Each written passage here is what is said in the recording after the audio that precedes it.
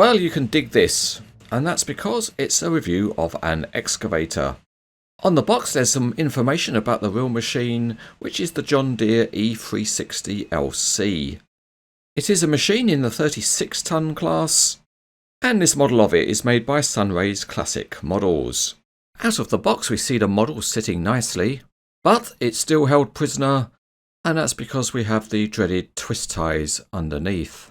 So please bear with me for a few moments while I try to untie them. So the ties are untied, now we try to release the model. Okay, give me a moment while the struggle continues. Finally, the model is set free. There's no assembly to do because this model is complete, out of the box.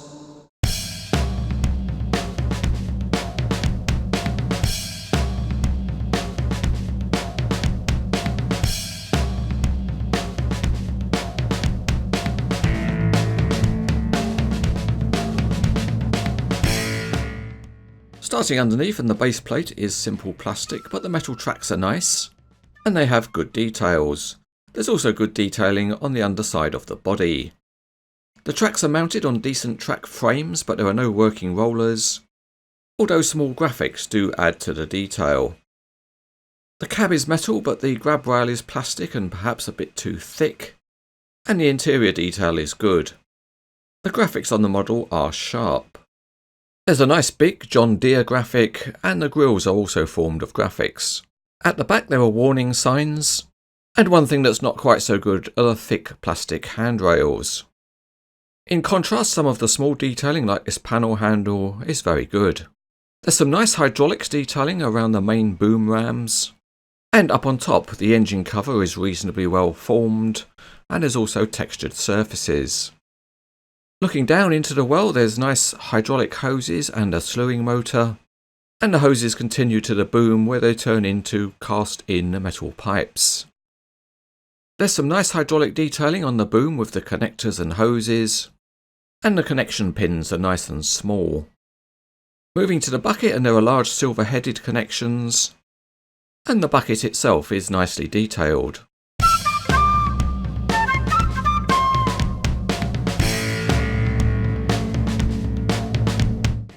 Out on the patented Cranes Etc. test track, and the crawler tracks move smoothly by hand, and on the rough test track surfaces the tracks bite, and so they roll well when the model is pushed along.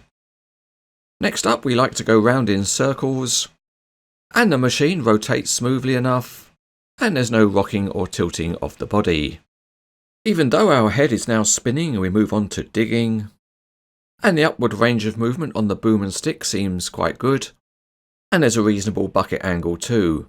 The hydraulic rams on the model all have a nice stiffness, so they'll hold any pose that you set. And as always, although it's nice to be big, sometimes it's nice just to curl up nice and small. And the model does that well.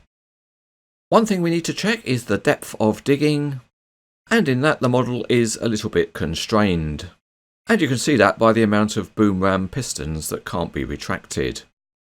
Of course, a model like this always poses well with others, so we could use it as a transport load, or with other machines.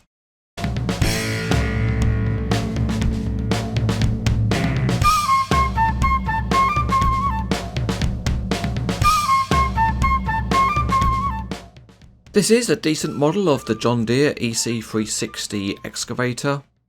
It has some nice detailing, but the plastic handrails are a bit too thick, and most of the functionality works well enough. As always, it would be nice to have a removable bucket, but the model poses well with others and overall is rated as good.